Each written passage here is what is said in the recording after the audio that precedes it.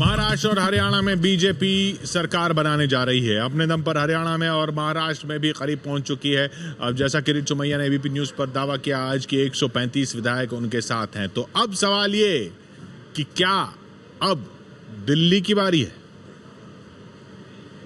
जो बीजेपी हरियाणा, महाराष्ट्र सब जगहों को लेकर बहुत गौरवान्वित महसूस करती है, वो दिल्ली के अंदर चुनाव कराने से क्यों भाग रही पिछले 8 महीने से, इस बात का जवाब दे दे। वो हरियाणा से भाग गए, वो दिल्ली से भाग गए, वो महाराष्ट्र से भाग गए, पूरे देश में प्रधानमंत्री बनना चाहते थे। और इसलिए भारतीय जनता पार्टी को क्या करना है, मैं जवाब आपको दे सकता हूँ। नहीं, बार बार ललकारने वालों को कोई अधिकार नहीं। दिल्ली में चुनाव को लेकर आम आदमी पार्टी और बीजेपी की तरफ से ऐसे बयान आ रहे हैं केजरीवाल के उस ट्वीट के बाद, जिसमें उन्होंने चुनौती देते हुए लिखा है कि क्या अब बीजेपी में हिम्मत है दिल्ली में चुनाव मैदान में उतरने की।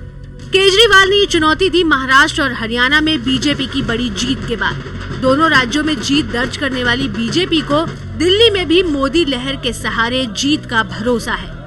क्यों नहीं जीतेंगे मोदी जी के नाम पर? आप खाली मोदी जी के नाम की क्यों बात करते? देश के प्रधानमंत्री हैं, एक शासन व्यवस्था दे रहे हैं, जो वायदे उन्होंने किए थे उसको पूरा कर रहे हैं, जन आकांक्षाओं पर खड़े उतर रहे हैं। बीजेपी अब ये कोशिश कर रही है कि हरियाणा और महाराष्ट्र से मोदी की हवा को दिल्ली में इंपोर्ट किया जाए, लेकिन बीजेपी इस बात को भूल जाती है कि जब लोकसभा के चुनाव हुए थे, 7 लोकसभा की सीट जीती थी और जीतने के बाद उन्होंने दावा किया था 60 असेंबली सेगमेंट्स में वो आगे हैं, और उसके बावजूद भी दिल्ली में चुनाव कराने की हिम्मत नहीं करा पाए।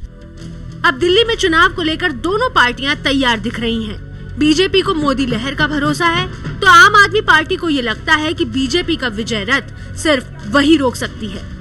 हमने पहले भी कहा और आज भी हम कह रहे हैं, हम चुनाव में जाने के लिए, कल चुनाव हो जाए, हम चुनाव में जाने के लिए तैयार हैं। रामायण आपने भी पढ़ा होगा, रामचरितमानस आपने भी पढ़ा होगा। अश्वमेध यज्ञ के घोड़े को किसने रोका था, ये आपको बता दो, छोटे छोटे बच्चों ने। तो परंपरा भी अपने साथ है, राजनीतिक धरातल भी अपने साथ है। फरवरी में केजरीवाल के इस्तीफा देने के बाद राष्ट्रपति शासन लागू है। आम आदमी पार्टी चुनाव की मांग करती रही है और बीजेपी पर जोड़ तोड़ से सरकार बनाने की कोशिश का आरोप लगाती रही है। 70 विधायकों वाली दिल्ली विधानसभा में 3 सांसद बन गए थे, इसलिए अब 67 में बीजेपी के 29, आम आदमी पार्टी के 27, कांग्रेस के 8 और 3 निर्दलीय विधायक हैं। माना जा रहा था कि महाराष्ट्र हरियाणा में मोदी की लहर देखते हुए केंद्र सरकार दिल्ली में चुनाव कराने पर फैसला कर सकती है।